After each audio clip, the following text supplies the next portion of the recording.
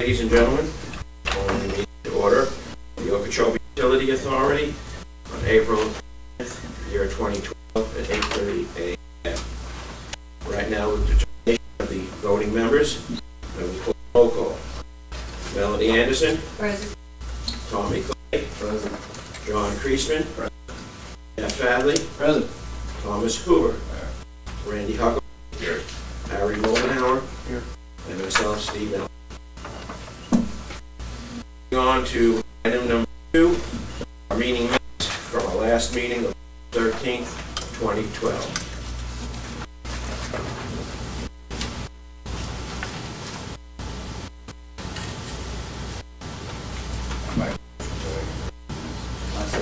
I have a motion by Mr. Hoover, a second by Mr. Clay. Any further discussion of the meetings of the last minute time? All those in favor? Opposed? Motion carries. Moving on to item number 3, we have an employee recognition at this time. It is my pleasure to come out and present to Mr. Stephen Saraki, who has been with the Okeechobee Utility Authority for 20 years. That is a great accomplishment, ladies and gentlemen.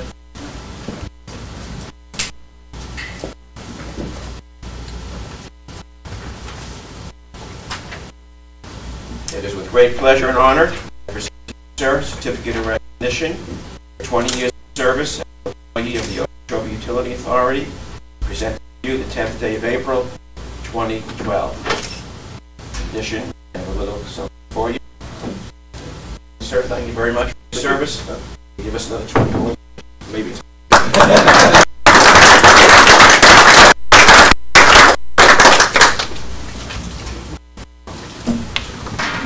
No shorts, I need to back. That is a great accomplishment. Moving on to item 4, consent agenda, consisting of the following. Number 5, finance report. Item number 6, invoice and update from McCall Fay. Item number 7, invoice from Eckler Engineering regarding vacuum station number 1, rehabilitation. I'd like to pull 7.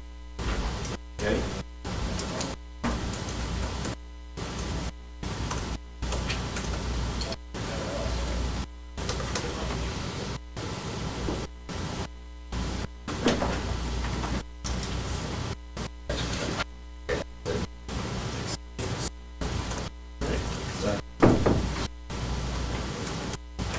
Any further questions, any other items to be pulled? All those in favor? Aye. Opposed? Motion carries. Item number 7 to be pulled.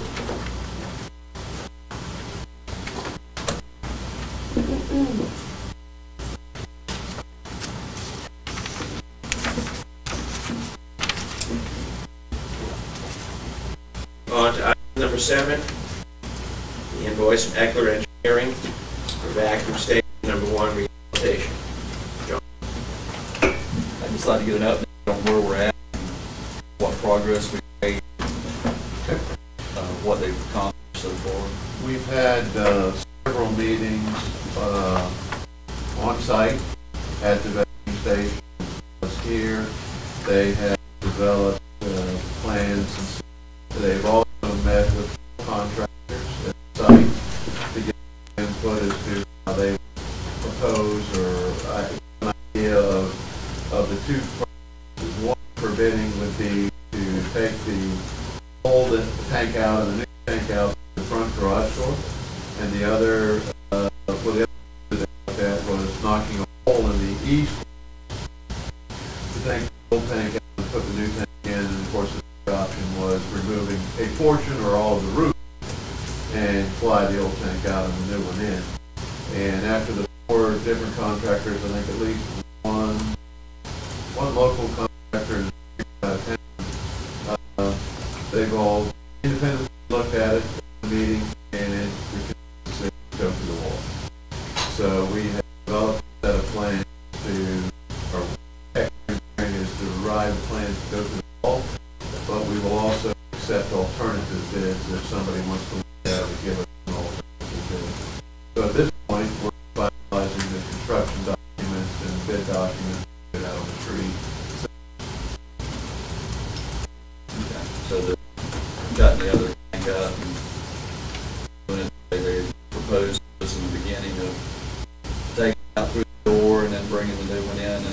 a smaller feasible. They figured it would be more work to remove all the vacuum pumps and motors out of the way, to be able to get the new tank in, fit it, and then slide it over to the open bay. That, again, the four contractors looked at. We gave them those three options, or any other option to come up with, and all four of them came back with knocking a hole in the wall and bringing the tank. A part of the problem that they ran into is that on the roof removal would be that we probably have to put a new roof in that met building code. It wouldn't just be a matter of taking the roof off and being able to put it back on, or take the old roof off using similar techniques putting it on. And they just don't have a whole different aspect. So that's what I think. For other reasons, determined they would knock the hole in the wall. So we hope to get those construction documents or bid documents ready to go. I would do a pre-purchase of it on our own, so that we can save taxes and contractor markup on that item, and make it available to the contractor as a delivered item, and then they can install it. So probably the way we're headed. Stainless. Yes, sir. 316 stainless steel. Okay. I just wondered about that. John, question. In the plans, you discussed the possibility of, if we had to go through the wall, putting a door. Is that something that we're still thinking about, or are we going to block it up? Only for a moment. Okay. When I saw that, employees put a roll-up door there, and it had way too many liability issues and strength issues with wind loading, and so they're going to pull the wall and then either pour it back or block it in and try to pull it, so they won't pour it. Now, if there may be a side chance they might put an insulation fan or something in that, we would put another door or anything like that, because you have to worry about drop off there, so then you have to build some kind of platform or mechanism that if somebody did roll the door up, that you couldn't just step, it would just be added more potential liability. So no door. Any further questions?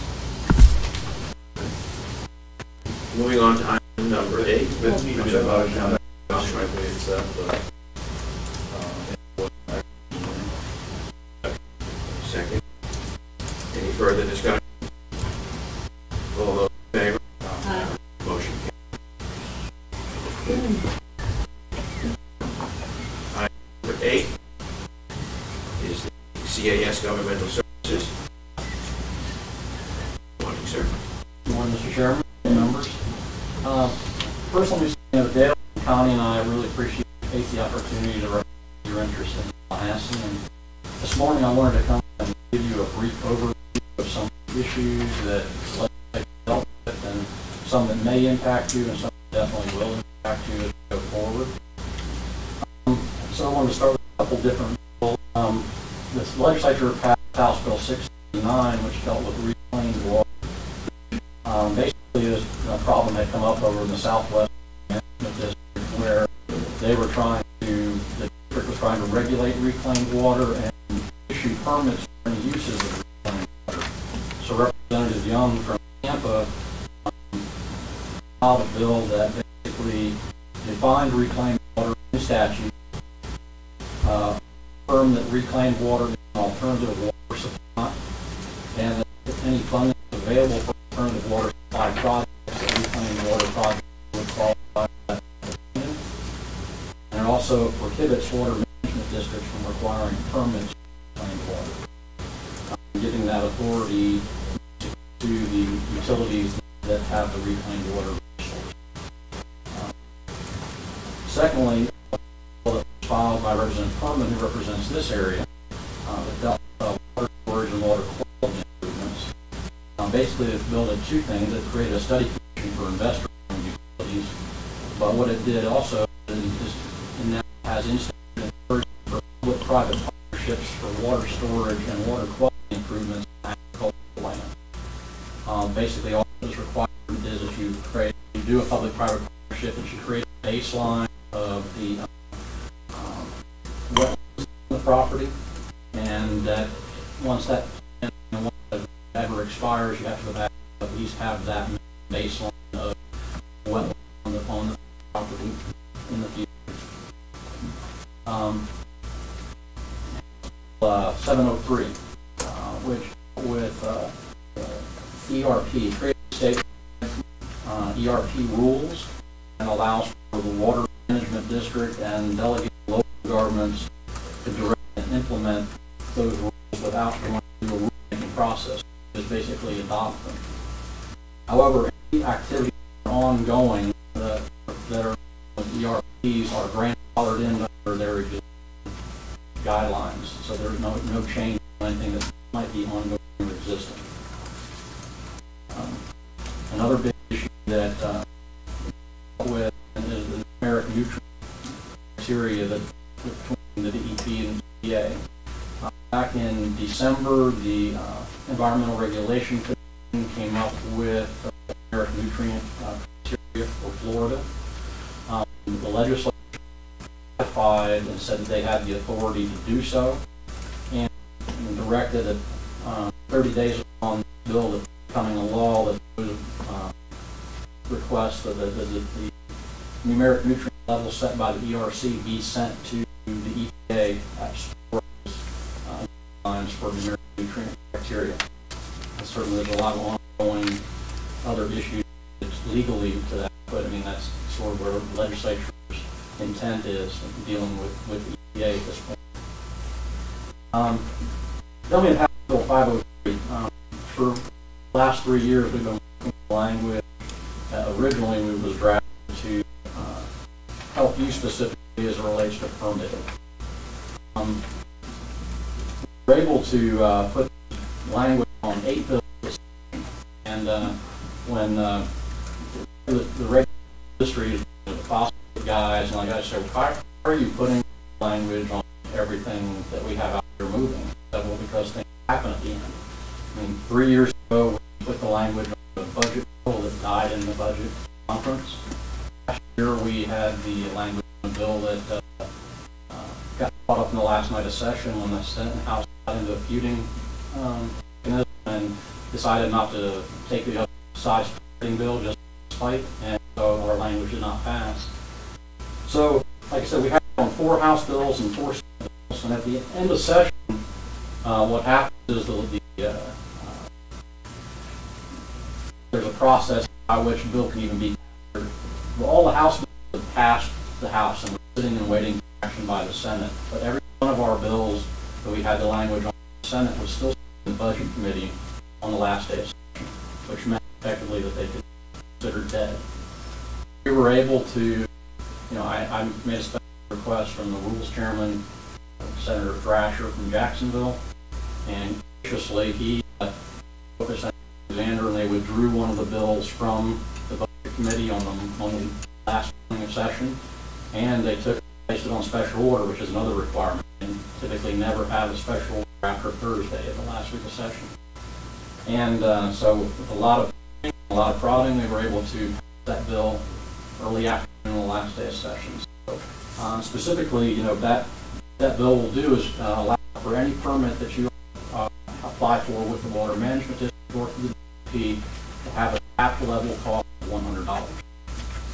So I think that can be significant savings to you in the future. That bill currently hasn't been formally presented to the governor. Once it is, it'll have 15 days to take action upon it. And that goes where, what like Dale talked about before, is that we don't just work with your local legislative delegation. And in order to get that language through, we had Senator Storms from Camp, Senator Bennett from Bradenton, Representative Petronas from Panama City, and Representative Larios from Plant City. So the folks all over the state in order to get some of these important things through. Also on Friday, the legislature presented the budget to the governor. He has 50 days to take action, and we're hearing he may take it a little early, and actually this week. But in the budget, we do have a $550,000 appropriation for OUA. So that kind of concludes my remarks. If you have any questions specific about anything, I'll be happy to answer.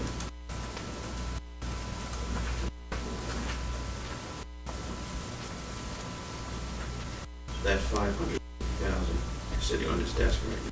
Yes, sir. He has the entire budget on his desk. We've worked over the last few weeks, maybe the request for additional backup information. He does that on almost every project line item throughout the budget. We've made those with a couple of your staff of getting that information to the governor's office. Would it be beneficial for phone calls to the office? Everything at this point is helpful, just as on a level of support for the project. Are you going to remain here to the end of the meeting? I can, if you like me to. If you have any other specific questions, or if you want me to Yes, remain on I would that. also like to. I really appreciate the work that you've done, because also being involved in politics in other areas, I know how hard it is to get something passed. How politics and Tallahassee are played out, so to speak. And there's a lot of work behind the scenes that is done that the public is not aware of. How many hours that you put in order to get something passed, and especially get an item pulled out and brought up last under there. So I commend you. Thank you very much for your services. Any further questions at this time? John? Sir. Okay. Thank you, sir. Thank you, Ken. Let me see something. Mr. Chairman, for item number 9, the audit committee was supposed to be here early, but they changed in who was doing the presenting. Yes, sir. And they were to bring some from another office in, and they said they may not be here at 8:30, and they were requesting that they could move the agenda item to later in the meeting if at all possible. No problem. This time. Put that on hold. Move on now to item number 10. Write off and hold closed account balances. Mr. Chairman, this is actually more of a house cleaning procedure for as long as OUA has been in existence. The listing of accounts receivable included a number of old accounts that had been written off. As the agenda indicates, that these items they continue to come up when we're doing certain reports, that we have to cull out these old accounts in order to process the report that we're trying to do. And although these have been on the books in the listing of accounts receivable, they have long been written off from a financial standpoint. There is no financial impact here. Zeroing out the balances, then we're able to accomplish whatever administrative reports we need a little more efficiently. The second thing, those names still remain on our list, so if somebody were to enter our system, we would at least have the opportunity to go back and look at an old balance that we consider. Having said that, however, the underlying data that supports the specific balance that we would carry forward, that documentable data is not available. So we would hard pressed to actually back it up. And by providing you a list here, you can peruse it. And although, like I said, we have written these off, these are items that we would look at if the situation came up that somebody entered the system.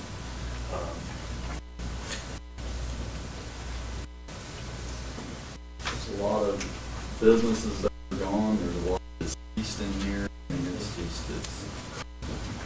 a lot easier to do what you're asking. And just a very little. Yeah, just the birds that can be done with it. And then it goes all the way back to 89.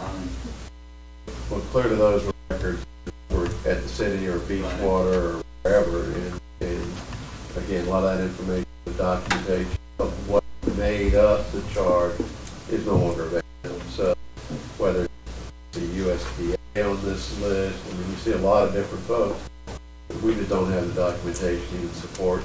There was garbage fees, water, wastewater, that wasn't what it is. I make a motion that we write off this over count. I have a motion by Mr. Hoover. I have a second by Mr. Any further discussion by the board members? All those in favor? Opposed, motion carries. Item number 11, commercial property owned by the OUA.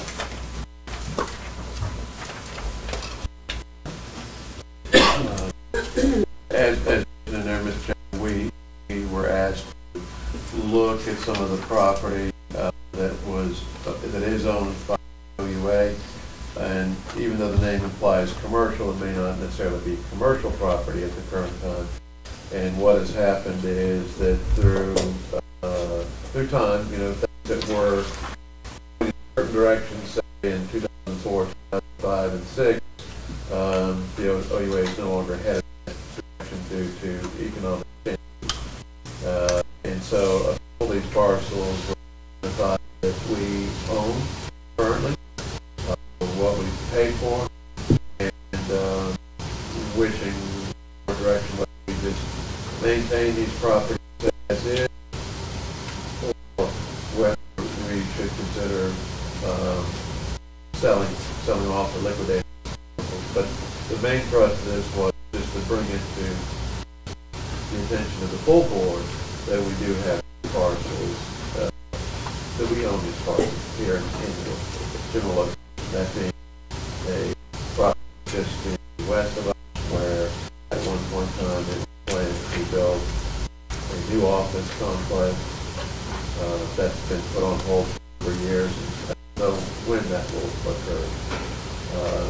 When we were expanding the water treatment plant, we needed some property to be able to build or construct a pond as a disposal area, either through percolation or evaporation of that water, and a agricultural property of 66 acres became available, more than what we needed, but there was a nothing proposition, so we find all the properties that we didn't need it. And then adjoining that property, the residential lot that came up for sale had backed up to the disposal pond, where there may have been some collection of water runoff from different properties, whatever, that we thought it was advisable that we buy that property. And again, due to market conditions, we were looking at expanding the maintenance section, so we could make the structure on this parcel that we bought our new park supply house and free up space in the maintenance for trucks and equipment and personnel. As we all know, the market changed. What was projected, the developers had 4,000 or 5,000 new homes never materialized. Therefore, we didn't need to expand because we have these properties. We own them, and the issue is, do we hold them or do we liquidate them at this time? I mean, what I kind of explained to you the other day, you said, well, how much we needed for the pond. I got me thinking, this property that we're looking at, Flores property next door, fits what we need. This down the street, we know we need 30 acres or whatever for a pond. Yes, sir. And then we can cut loose, there's what, 71 down, whatever, 71 acres down there. And I was thinking that we could get rid of that, buy the piece adjoining our water treatment facility, and just keep our pond back, you know, and do away with what we don't need. Is my train of thought, and again, you know, tell me that the other day how much we needed for that pond, so it's kind of going down that road. There's merit in looking down the road to dispose of some of this property.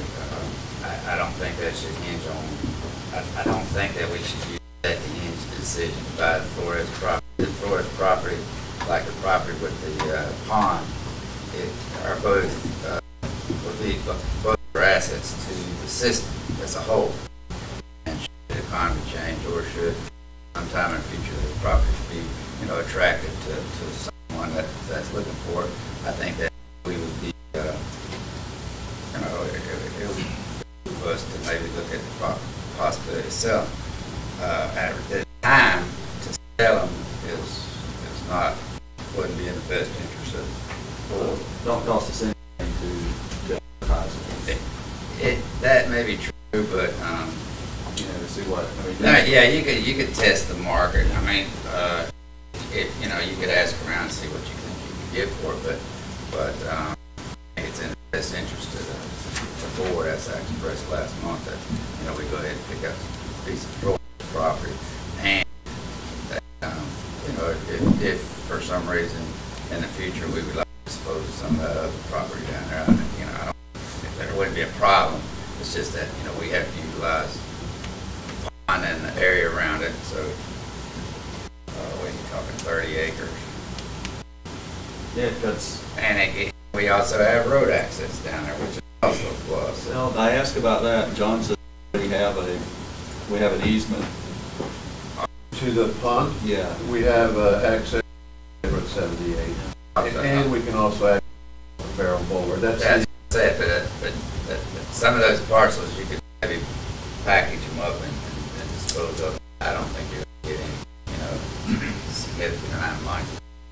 It's not hurting us to keep them, but if you want to ask them to look and see if they would be interested in it. I just think it's something we need to do. Well, I mean, down the road, I think it might be, to our best interest. Right now, I don't know. It's beneficial to try to go out there and sell that property. I don't think that selling that should hinge on buying the Flores property. I think the Flores property is an ideal investment. And it's a win-win-win for the system, not just for this year, but for 10, 15, 20 years down the road. At some point, we got to quit stacking. Well, it's not an intentional, it's nothing intentional. But, you look at what we're being asked to pay for the Flores property, you know that these properties down here are not going to be worth what we paid for them. Not now, but in the future, who knows? Well, in the future, Mr. Flores' property could be cheaper. Not likely. The hindrance there with that water next door, but that would be that is a good purchase for this. That'd be a good purchase for the OUA and for the future of OUA. That's why I was supporting it. I didn't weigh in the thought of that selling any excess property. That excess property ain't costing us anything, and if anything, we can look at it down the road. I don't think that should be what hinges whether we buy it for its property. Has there been any exploration or discussion with Mr. Flores about possibly doing some land spot as part of the payment? We got surplus land that we don't see we need, and there's no way we can get the full value based on what we need. Do we maybe look at doing something like that? I can tell you in years past, that was an option that was presented to him to know if he would be interested in moving his facility. And I can tell you in the past, the hindrance was because it was a nursery, it was fairly labor intensive to dig up and move the in-place landscaping. And all the potted stuff fairly easily, but the moving of the palm stuff on the north end of the property would be kind of costly. Plus, he has some investment there in underground piping and irrigation that he would have to do.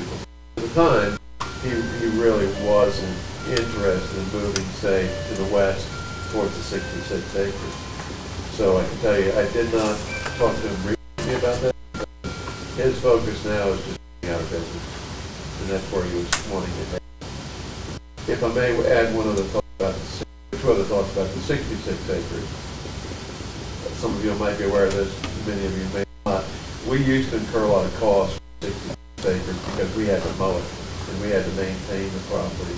And a number of years ago, we entered into a cattle lease on the property where the person holding that lease is responsible for the upkeep of the property, fence mending and running the cows and any mowing. So that's why I can say on the 66 acres, it really doesn't cost us anything, and the county does get some benefit of having that lease on there and getting some taxes. But the other thing I can share with you is, in the past, the county has kind of approached us about acquiring some of that property for a flowway project, stormwater. So conceivably, we could even consider selling it to the county if they were still interested in doing something on the remaining portion of the 66 acres. I just throw that out there for knowledge from past discussions. I just think we need to test the waters and see what's out there. And we're looking at making another this year. Won't hurt to list it. Yeah, I mean, it won't hurt to list it, it won't hurt to see what kind of activity we get on it. Might be pleasantly surprised. Yeah, exactly.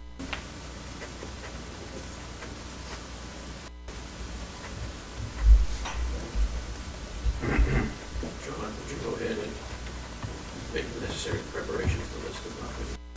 Well, we can certainly get quotations from different realtors to see what their requirements are and their fees, and I can bring that back at the next meeting.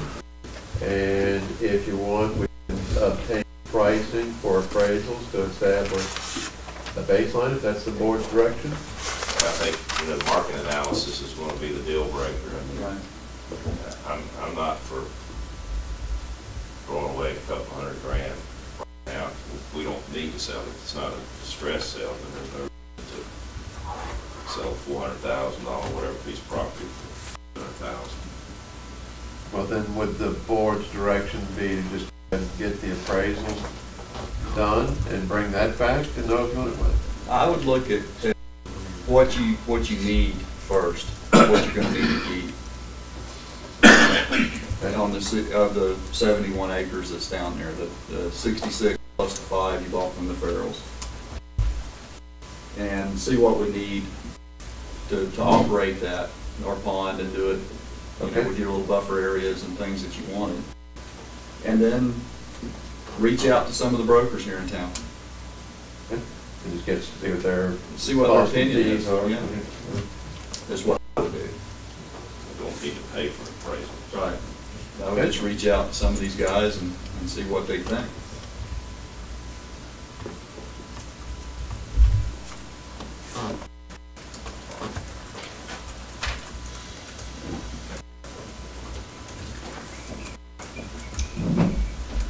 I make a motion to go ahead and purchase the Flores property. I guess all the contracts have been signed and these items. There is a line under items from an attorney where Mr. Conley was going to broach that contract at that time. But if you want to board action, whatever. I'll Yeah, make- at the end.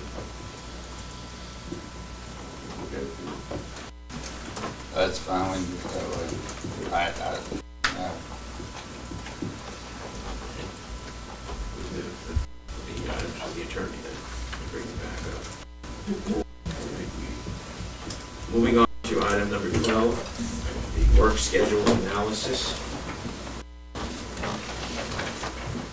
Mr. Chairman, board members, a number of months ago, the OUA looked at moving towards a 4 10-hour day work week as a potential cost savings measure and benefit to the employees. It was set up as a temporary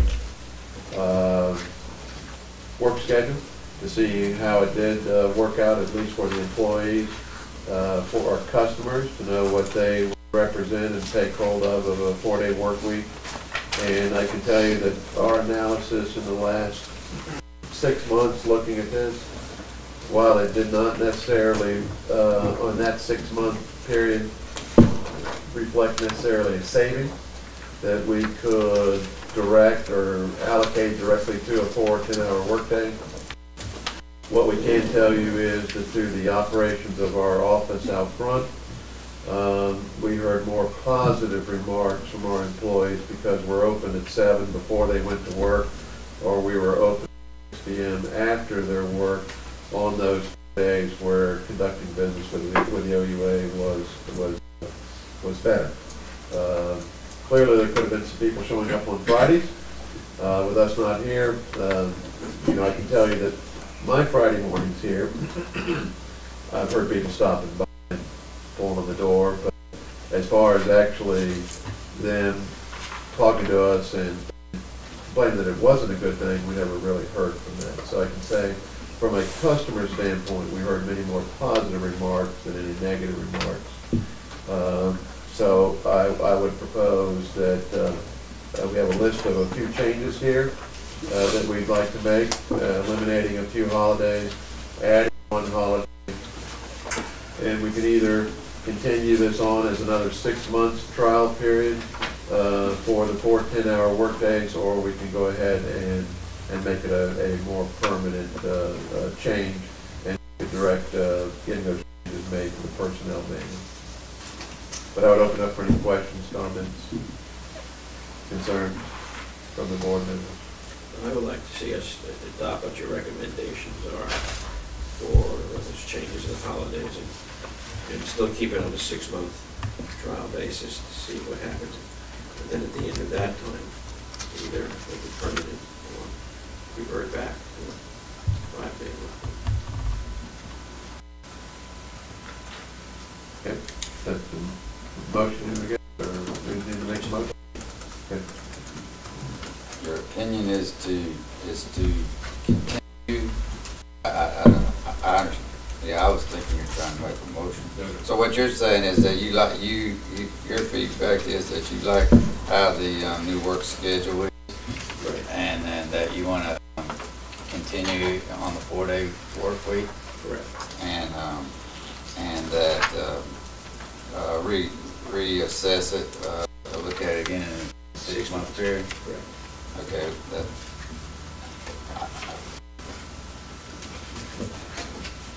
Well, let's make the motion then that we accept the report as printed with the change in holiday structure. Or that won't come up in the next 6 months, will it? It'll only come up for the the Friday after Thanksgiving, because we've already passed the Good Friday and Easter issue, but it would come up for the Friday after Thanksgiving, which folks are going to already be off, most of them. Adopt the change in the day after Thanksgiving holiday schedule and continue this for another 6 months, and at that time we'll, your report, make a determination. We have a motion. Do we have a second? I'll second. We have a second. Any further discussion about it? All those in favor? Opposed? Motion carries. Item number 13, Fleetmatics. Mr. Chairman, you have in your board package the brief review of Fleetmatics. Just as a background, Fleetmatics was a company that we entered into a contractual arrangement to place GPS locator beacons, if you will, on a number of our delivery vehicles, maintenance vehicles, meter reading vehicles, with the purpose that it was going to save us money on fuel charges, reduction in idle time, better location of sending sending out service calls to the closest vehicle. What I certainly can tell you is that there appears to be a savings in fuel consumption.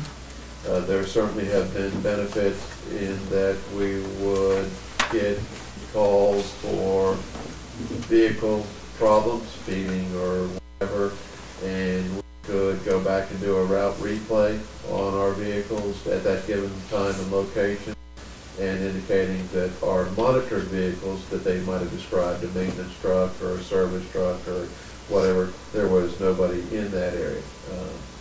On the flip side of that, supervisors and the drivers do get automatic calls on their phones if they were exceeding a speed limit. So they know that in the area coming down the overpass on 70 East as they're coming into town, and they got those heavy service trucks coming down and town and the speed limit drops, they need to slow down. Or certainly the one that 95% of us all violate is coming up Parrott Avenue in that last little block before the light where it drops to 25 miles an hour. It's very easy to continue doing 35 or 40 in that area. And Fleetmatics will send out that nice little warning message to both the supervisor and the responsible driver of the vehicle that they need to watch the speed. So there are certain things that we can utilize and use with Fleetmatics. We feel from staff perspective that the money spent on Fleetmatics is more than made up with other savings, and we would recommend continuing the contract for another year. As a matter of fact, there is a price change that there was seven more vehicles that we would like to add to the contract. Do I have a motion by the board to? I make a motion that we go ahead and extend the contract for an additional year.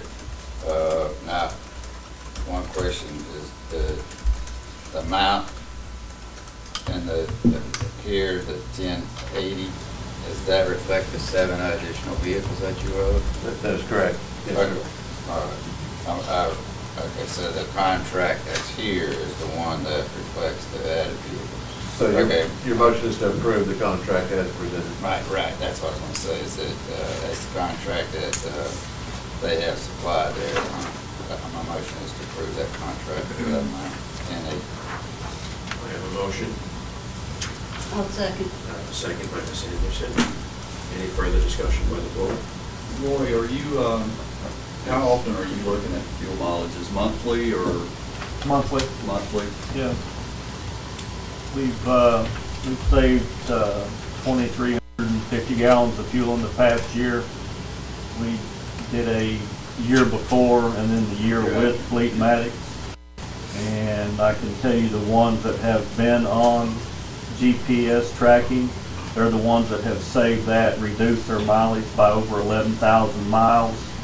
The ones that are not on GPS, Or still the same? status quo, just, the ones that are on GPS, 90% of them, like it says in here, has improved their gas mileage by at least 1 mile or better mile per gallon. I've heard about the phone calls, so. Yeah, It's a very quick, easy way to get someone's attention. That's all. All those in favor? Aye. Opposed? Motion carries. Item number 14. That's it. I'm sorry.